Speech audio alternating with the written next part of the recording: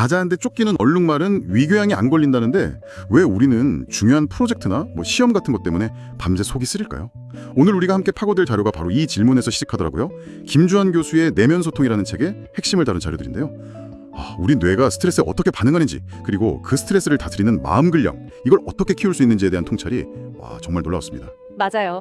그래서 이번 탐구의 목표는 아주 명확합니다. 우리 뇌에 있는 그 고대 생존 매뉴얼 있잖아요. 네네. 그게 현대사회에서는 왜 자꾸 부작용을 낳는지 그 원리를 신경과학적인 관점에서 한번 제대로 이해해보는 거죠. 원리를요? 네.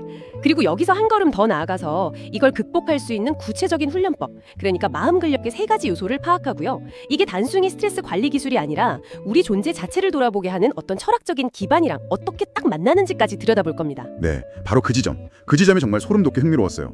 최첨단 뇌과학 이야기가 갑자기 하이데거나 사르트르 같은 철학자들의 지혜랑 딱 하고 만나는 순간이 있거든요. 그렇죠. 아마 듣다 보시면 무릎을 탁 치실 겁니다. 자, 그럼 이 흥미로운 연결고리를 찾아서 본격적으로 한번 파고 들어가 보죠. 먼저 가장 충격적이면서도 진짜 기가 막히게 공감 가는 비유부터 시작해볼까요? 네, 바로 얼룩말과 고3 수험생 비유예요. 얼룩말은 사자한테 쫓길 때 당연히 엄청난 스트레스를 받겠죠. 그럼요. 목숨에 걸렸으니까요. 그런데 그 위협이 딱 사라지는 순간 바로 언제 그랬냐는 듯이 평화롭게 풀을 뜯는다는 거예요. 스트레스가 아주 짧고 강렬하게 딱 필요할 때만 작동하는 거죠. 정확해요. 그 짧은 순간에는 생존을 위해서 스트레스 호르몬 코르티솔이 막 폭발적으로 분비돼요. 네.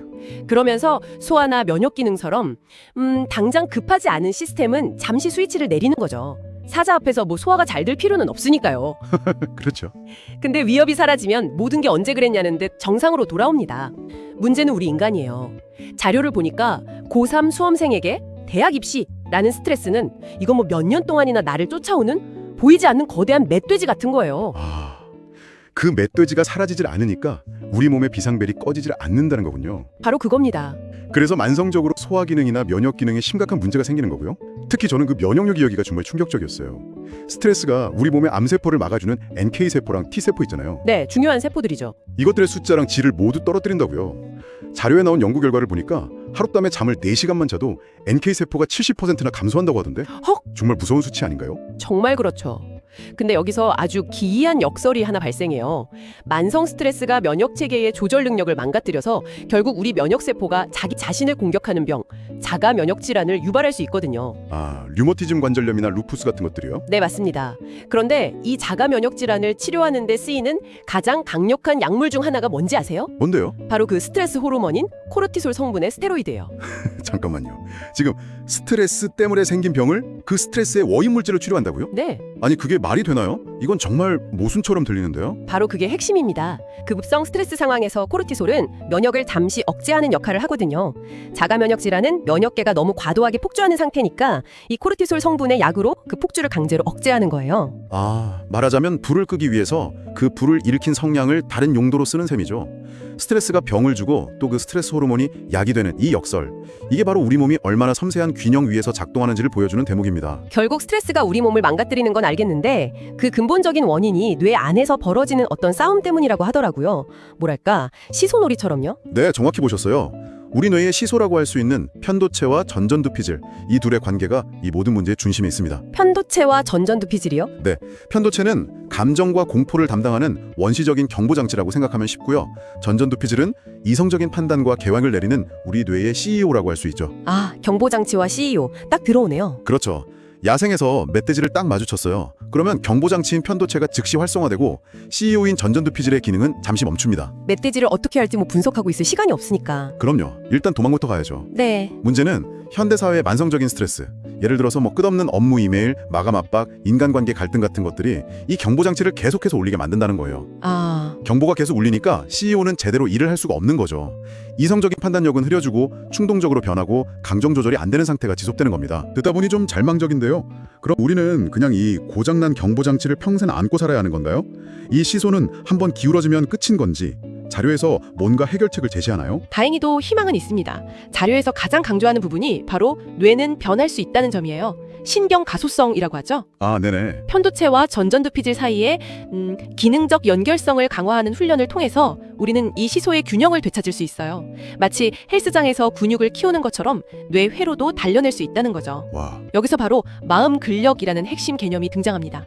마음에도 근육이 있다는 발성 자체가 굉장히 신선하네요. 네, 이 마음 근력은 크게 세 가지 핵심 요소로 이루어집니다. 첫째는 자기 조절력. 자기 조절력? 네, 자신의 감정과 충동을 알아차리고 다스리는 힘이죠. 둘째는 대인 관계력. 이건 다른 사람의 감정을 공감하고 좋은 관계를 맺고 유지하는 능력이고요. 그리고 셋째가 자기 동기력인데 자기 동기력이요? 이건 목표를 향해 꾸준히 나아가는 끈기와 열정, 요즘 많이 이야기하는 그릿과 같은 능력이라고 볼 수 있습니다. 아, 그릿. 이 세 가지가 비인지 능력이라고 불린다는 점도 굉장히 중요하게 다뤄지더라고요. 우리는 보통 교육하면 IQ나 수학, 영어 같은 인지 능력을 키우는 걸 떠올리잖아요. 그렇죠. 성적, 점수 이런 거요. 네.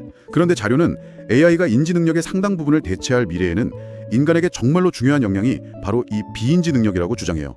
실제로 사회적으로 큰 성취를 이룬 사람들을 분석해보면 인지 능력보다 이 비인지 능력 수준이 월등히 높다는 연구 결과도 있고요. 교육의 패러다임을 근본적으로 바꿔야 한다는 아주 강력한 메시지죠. 더 희망적인 건 이 비인지 능력은 타고나는 것보다 후천적인 훈련과 교육 그리고 환경이 훨씬 더 중요하다는 사실이에요. 아, 후천적인 거군요. 네, 특히 우리 뇌의 CEO인 전전두피질은 20대 중반이 되어서야 완전히 성숙하거든요.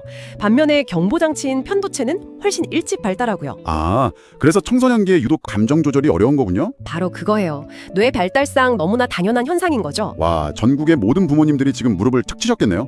우리 애가 문제가 아니라 뇌가 아직 공사 중이었구나 하고요. 중2병이 뇌과학적으로 완벽하게 설명되는 순간이네요. 정말 그렇죠. 그래서 그 뇌공사가 한창인 시기에 어떤 긍정적인 교육과 환경을 제공해 주느냐가 그 사람의 평생 마음 근력을 좌우하는 아주 결정적인 영향을 미치는 겁니다. 지금까지는 뇌의 작동 방식을 바꿀 방법에 대해 이야기했는데요. 그런데 자료를 더 깊이 파고들다 보니 정말 소름 돋는 지점이 있었습니다. 어떤 거였죠? 이 방법론이 단순히 현대과학의 산물이 아니라 아주 오래된 철학적 지혜와 정확히 맞닿아 있다는 사실이었죠. 네, 바로 그 지점이 이 탐구의 하이라이트라고 할 수 있어요. 마음 근력의 세 가지 요소가 놀랍게도 여러 실존주의 철학자들이 말한 인간 존재의 핵심 조건과 일치한다는 거예요. 와, 특히 독일 철학자 하이데거의 통찰과 연결되는 부분이 아주 흥미롭습니다. 맞아요. 하이데거가 인간을 세상에 그냥 내던져진 존재, 다자인이라고 표현했잖아요. 그리고 그 존재의 본질은 세상 속에서 다른 존재들과 관계를 맺고 소통하면서 마음 쓰고 돌보는 것, 조르게에 있다고 봤고요. 바로 그 돌봄이라는 개념이 핵심입니다. 하이데거는 우리가 마음 쓰고 돌보는 대상이 세 가지 방향으로 뻗어나간다고 봤어요. 세 가지 방향이요? 네. 첫째는 자기 자신을 돌보는 것, 둘째는 타인을 돌보는 것, 그리고 셋째는 주변 세계의 사물들을 돌보는 것. 이 세 가지가 인간 존재의 기본 구조라는 거죠. 와, 여기서 마음 근력의 세 요소가 정확하게 겹쳐지네요. 그렇죠. 첫 번째 자기 조절력은 결국 나 자신을 제대로 돌보는 문제잖아요. 내 감정이 어떤지, 내 상태가 어떤지 마음 써주는 거예요. 정확해요. 내가 지금 어떤 감정에 휩쓸리는지 내면의 목소리에 귀 기울이는 것. 그게 바로 1인칭 십지점의 돌봄이죠. 네. 그리고 대인 관계력은 두말할 필요도 없이 2인칭, 즉 너를 향한 배려와 돌봄이고요. 그리고 마지막 자기 동기력이 바로 3인칭인 그것.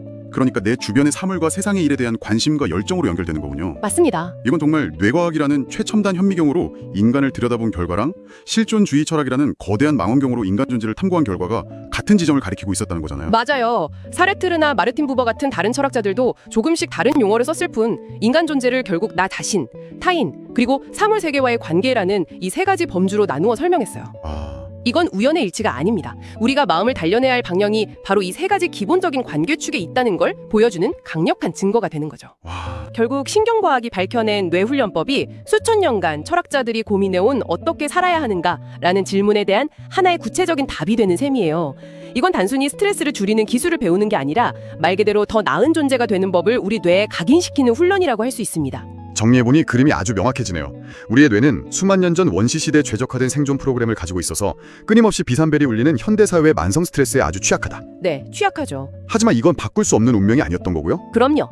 자기 조절력, 대인 관계력, 자기 동기력 이 세 가지 마음 근력을 의식적으로 그리고 꾸준히 훈련함으로써 우리는 뇌의 연결망 자체를 바꿀 수 있습니다. 고장난 경보장치를 끄고 네, CEO의 권한을 되찾아서 삶의 주도권을 다시 가져올 수 있는 거죠. 그리고 오늘 탐구에서 가장 중요한 점은 이 훈련이 단지 뇌를 바꾸는 어떤 기술적인 차원에 머무는 게 아니라는 거였어요. 그렇죠. 인간 존재의 본질에 대한 깊은 철학적 통찰과도 정확히 맞닿아 있다는 사실, 나를 돌보고 너를 배려하고 우리가 사는 세상의 일에 열정을 갖는 것, 이 세 가지 관계를 회복하는 게 곧 나의 뇌를 건강하게 만드는 길이라는 거니까요. 맞아요. 나를 바꾸는 것이 곧 세상과 관계 맺는 방식을 바꾸는 첫걸음이 되는 셈이죠. 뇌과학과 철학이 알려주는 이정표는 결국 같은 방향을 향하고 있었던 겁니다. 네, 오늘 이 깊은 탐구를 통해서 당신의 마음을 바라보는 새로운 관점, 그리고 그것을 단련할 구체적인 청사진을 얻으셨기를 바랍니다. 마지막으로 당신이 계속해서 생각해볼 질문을 하나 던져드리고 싶네요. 이 자료들은 결국 나라는 존재가 어떤 대상과 어떻게 관계를 맺느냐에 따라 규정된다고 말하고 있어요. 네. 그렇다고 앞으로 딱 한 달 동안 이 세 가지 마음 근력 중 단 하나만 집중적으로 훈련할 기회가 주어진다면 당신은 당신의 삶에서 어떤 관계를 가장 먼저 재정의하고 싶으신가요? 자기 자신과의 관계인가요? 타인과의 관계인가요? 아니면 세상과의 관계인가요?